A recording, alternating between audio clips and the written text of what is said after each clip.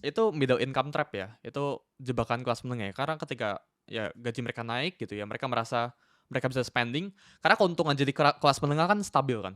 Mereka itu mendapatkan stability gitu ya, kepastian gitu. Dan ketika mereka mendapatkan kepastian, sebenarnya ini enggak 100% pasti, karena setiap kita ngomong satu kali badai PHK atau apapun itu, kita kerja di giants company dan sebagainya, itu kita bisa kena PHK gitu. Jadi Mhm.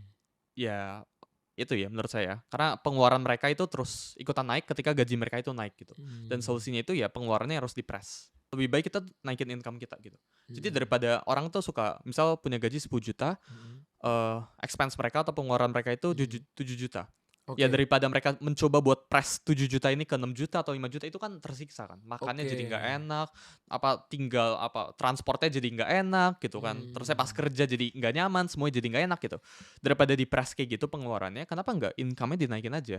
Misal mereka kerja 9 to 5, ini saya juga lihat beberapa karyawan saya juga kayak gini sebenarnya. Jadi mereka dapat gaji gitu ya, mereka mungkin merasa gaji itu belum cukup dari kantor gitu ya. Mereka di luar dari jam kerja itu, kan mereka kerja, kalau kantor saya dari jam 9 ke jam 6. Dari jam 6 sampai malamnya itu mereka nge-live di TikTok. Jadi mereka misal video editor saya itu ada yang nge-live di TikTok, ada yang ngajarin afiliator? cara ngedit gitu.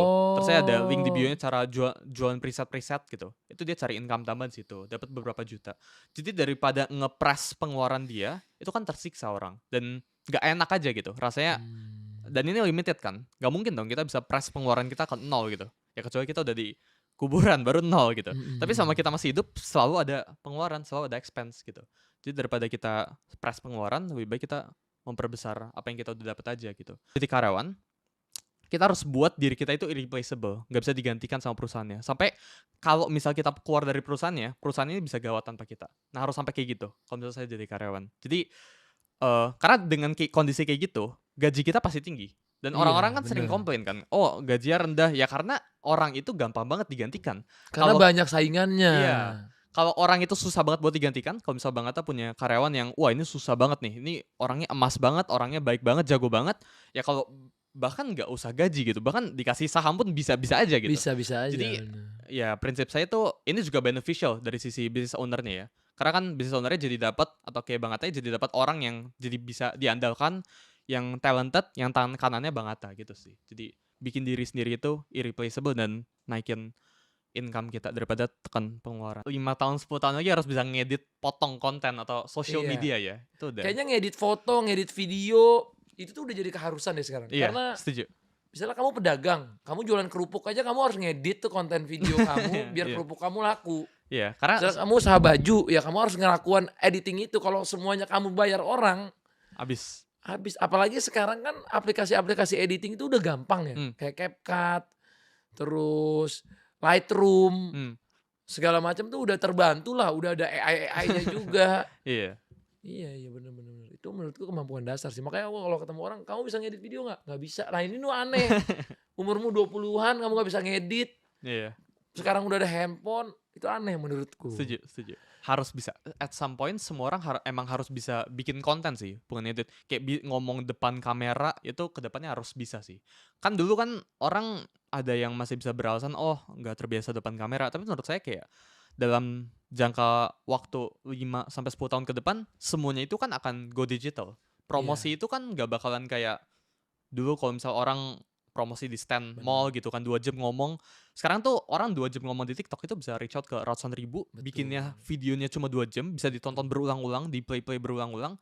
Menurut saya akan go digital sih ke depan. Jadi rata-rata ada yang income-nya itu bisa minimal UMR, ada yang tertingginya itu sebulan bisa dapat 40 juta. Jadi dari nge-freelance, dari nawar-nawarin kayak misal, "Bang Atta mau gak Iya iya podcast saya diklipingin?" iya iya iya. Aku kan suka ada yang DM-DM-in Bang Atta Heeh kayak gitu. heeh, Nah, banyak. orang-orang kayak gitu tuh bisa hasilin 40 jutaan setiap bulannya. Setiap bulan, Iya, itu yang top ya dari yang aku lihat. Clippers, Iya, dan minimumnya itu UMR.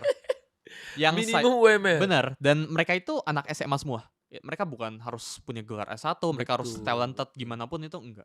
Jadi yang saya lihat tuh kalau pengen jadi content creator, ada beberapa orang kan yang malu kan, bener kelihatan mukanya malu gitu, nggak semuanya kayak pengen tampil kelihatan mukanya gitu. bener.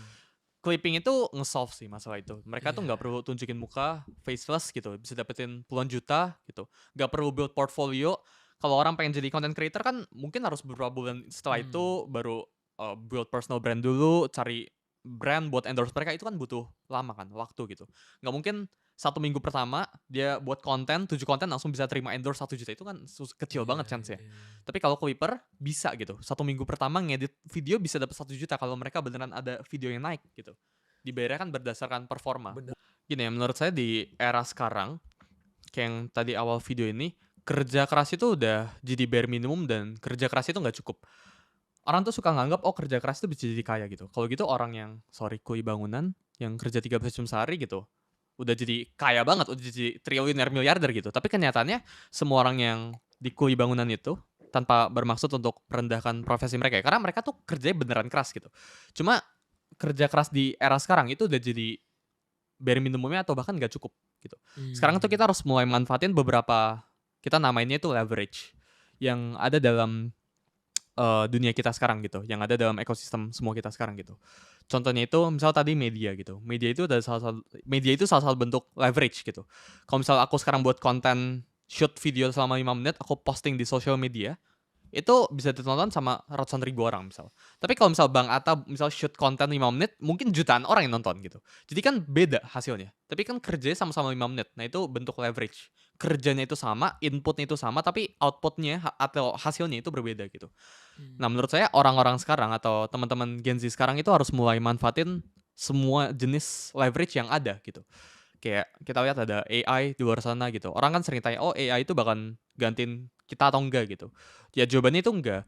Orang-orang dengan AI itu bakal gantiin orang-orang yang nggak pakai AI gitu. Jadi menurut saya orang tuh terlalu concerning, "Oh, kalau AI gantiin ini atau kayak ini itu dan sebagainya itu kayak gimana?" Daripada mikirin itu, daripada mikirin, "Oh, profesi apa ke depannya yang bisa AI ini nggak gantiin," mendingan kita belajar utilize, belajar pakai AI-nya aja gitu.